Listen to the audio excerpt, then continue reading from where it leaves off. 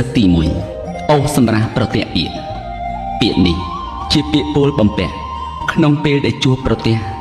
និងពាក្យអ្នកខ្លះនិយាយស្ដីដោយពេលណាមួយមានអ្នកណាគេពោលចរចាថាអ្វីឬជាប្រតិកូនប្រុសស្រីអ្នកមួយក៏ស្ដីក្បែរគ្នាអ្នកមុនបានឮពាក្យអ្នកក្រោយក៏ឲ្យសម្ដីតបវាចាដោយស្មានហេតុថាគេជេរអាត្មាឬយកវាចាគេដាក់ខ្លួនការទៅជាឆ្លោះទាស់តែងគ្នា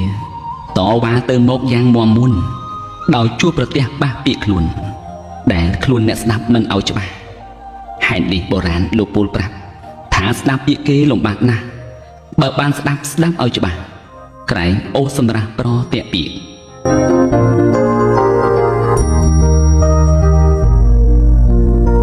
សុភាសិតទី2អណ្ដាតជាអានកន្លងបានស្លាប់រស់ផងពីព្រោះអណ្ដាតពាក្យនេះបុរាណលោកអភិប្រាយអំពីសុភាពនៃរូបកាយពួកមនុស្សទាំងឡាយតាមទំនោររូបកាយមនុស្សយើងមានអណ្ដាតលោកទុកជាអាចជាដើមតងជាគ្រឿងប្រើមួយល្អកន្លងខូចផងជាផងទាំងពីរខាងអណ្ដាតជាគ្រឿងសម្រាប់ផ្ទាត់ហាមាត់និយាយប្រាប់គ្រប់យ៉ាងបើផ្ទាត់ទៅស្រួលក៏ថាផាំងវូវាងល្អល្អអាយស្រួលចំណាប់បើផ្ទាត់មិនស្រួលក៏ទៅទាស់ពីល្អអាក់ល្អឺពីបានស្ដាប់ជួនកាលផ្ទាត់ទៅបងអភ័ព្វមិនគួរប្រសើរនាំអន្តរាយជួនកាលផ្ទាត់ទៅត្រូវទំនួលស្រួលបួលបានសុខបានសប្បាយនាំឲ្យចម្រើនដល់រូបកាយនៃអ្នកបរិយាយពេកណាស់ណាទោះបីត្រូវទោសដល់ទៅស្លាប់អណ្ដាតសាសាប់ពោលដល់សាឲ្យរួចទុកទោសនៃអាត្មាដោយមានប្រាជ្ញាចេះនិយាយជួនកាលសុកក៏ទៅផ្ទាត់ឲ្យភ្លាត់ចំណាប់ខូចអន្តរាយកើតជាទុកទោសដល់រូបកាយព្រោះតែនិយាយខុសទំនោរហេតុនេះបុរាណលោកពោលថាអណ្ដាតជាមុខពិបាកកន្លងនាំឲ្យខ្លួនស្លាប់ឲ្យរស់ផងដោយប្រាជ្ញបានចងពីខាងដើម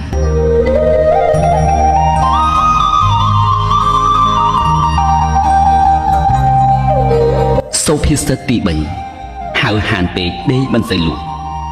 ពាក្យថាហៅហានប្រែថាកាយបានខាងមនុស្សចិត្តកំណាចឥតមានកោតខ្លាចមនុស្សផងគ្នាឆោបោកលួចប្លន់លួចអ្នកស្រុកឲ្យគេការទុកកើតវេទនាឲ្យខូចឲ្យខាតទ្រព្យបងព្យា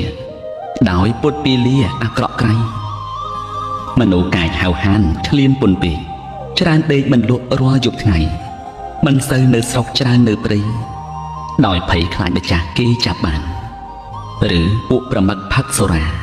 ស្រវឹងឡូឡាកាចសាមានជួនពោលពេលពុតញៀតសណ្ដាននាំគេរំខានមិនសូវឈប់មនុស្សបែបនេះកាលបើភ្លាត់ជ្រុលមាត់ជ្រុលតមិនមានទុកដោយគិតថាក្រែងគេប្រារព្ធត្រឡប់រករឿងដល់ខ្លួនវិញតែងដេកមិនលក់ព្រោះផលកាយដែលខ្លួនកំណាចកាយតួមនិញហេតុនេះទើបលោកពោលរំកិញដោយខាងដើមមិញឲ្យបានដឹង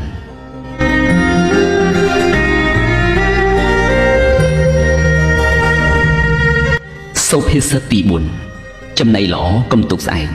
ប្រពន្ធគប់ភ្នែកកុំឲ្យដើរក្រោយពាក្យនេះលោកពោលឲ្យមធ្យមឲ្យយើងចេះប្រុងចេះប្រយ័ត្នចេះដកចេះខាត់ចេះសង្វាតតែចំណៃល្អកុំទុកស្អែកជួនកាលចម្លែកយ៉ាងល្អស្អាតមានផលប្រយោជន៍មិនខូចខាតគួរកុំប្រមាថទុកយូរឡើយបើដឹងត្រូវធ្វើកុំបង្អង់ភ្លាមកុំរុំកុំកន្តើយប្រញាប់ចុះដៃធ្វើឲ្យហើយកុំរារែកឡើយក្រែងសៅហ្មងរីឯប្រពន្ធយ៉ាងល្អឯងគប់ភ្នែកខ្លួនឯងនិងអ្នកផងអ្នកជាស្វាមីត្រូវខំក្រងកុំបីរំលងការរក្សាត្រូវឲ្យដើរមុខកុំទុកក្រោយកុំបណ្ដោយឲ្យសាវ៉ាដើរហើផ្ដេសផ្ដាស់តាមចិន្តាឥតអ្នករក្សាមិនជាឡើយ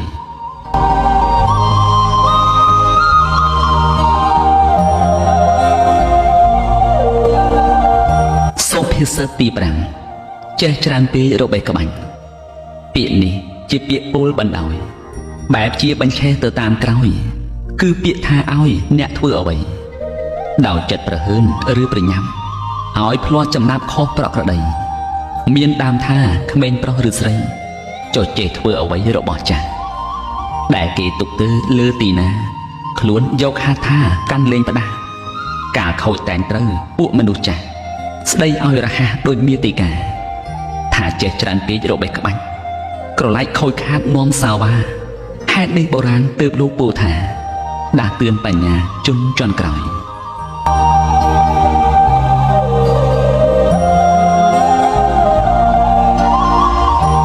សុភាសិតទី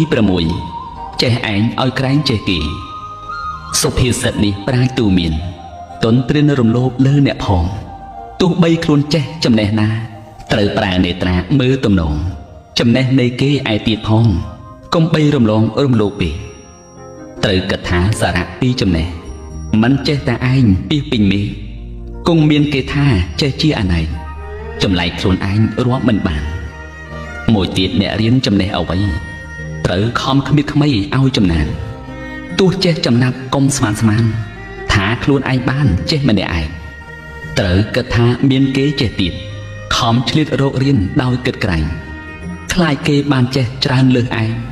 ប្រឹងប្រែងរៀនសូត្រទើបបានល្អ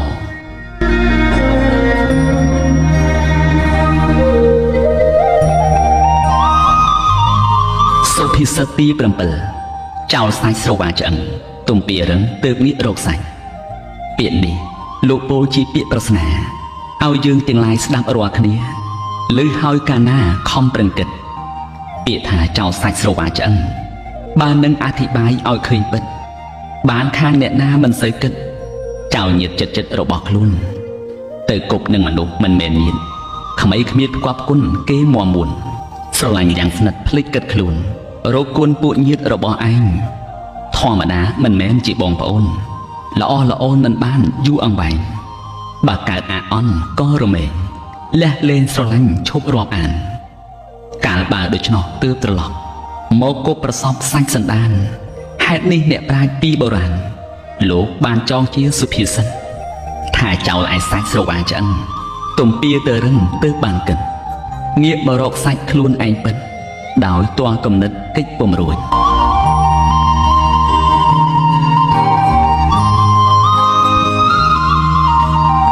សុភាសិតទី8ចវាយឡើងបុនខុនឡើងសាក់ចវាយអបលៈខុនធ្លាក់តងពាក្យនេះបុរាណលោកអភិប្រាយពីមនុស្សដែលជានីចវាយរមែងខ្វល់ខ្វាយយ៉ាងមាំមួនដល់ខុនអ្នកនៅក្រោមបង្គំដែលធ្លាប់ទំនប់បំរុងខ្លួនឲ្យសុខសប្បាយពេញសំនួនតាមភាពដែលខ្លួនគួរធ្វើបានហេតុនេះអ្នកនៅក្រោមបង្គំមានភ័ព្វដោយសារនីថ្កានបើនីឡើងសាក់ខុនក៏បានសុខសានដោយបុណ្យនីចវាយបើនីខូចយុះជាអបលៈពួកខុនក៏ធ្លាក់ក៏ខ្ចាត់ខ្ចាយនេះជាធម្មតាខុននឹងនីដោយអធិប្បាយមកនេះឯង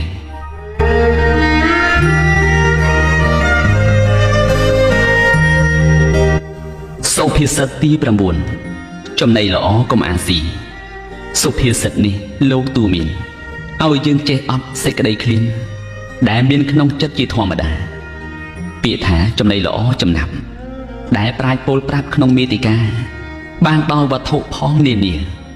សញ្ជាតម្រេចរបស់ចិត្តមានមាសនិងប្រាក់ជាដើមតងដែលមានអ្នកផងជាញាតិមិត្តគេសោកអង្វរឲ្យជួយគិតប្រឌិតកិច្ចការផងទាំងឡាយត្រូវគិតពិនិត្យឲ្យជ្រាលជ្រៅដោយនៅកិច្ចកលនយោបាយបើឃើញថាល្អមិនអន្តរាយសូមជួយខ្វល់ខ្វាយឲ្យគ្រប់គ្រាន់បើឃើញមិនស្រួលកុំបរិភោគក្រែងស្ទោកដល់ខ្លួនកើតទោសទណ្ឌហេតុនេះបុរាណពោលបង្អស់កុំឲ្យយើងភ័ន្តស៊ីភ្លាមឡើយ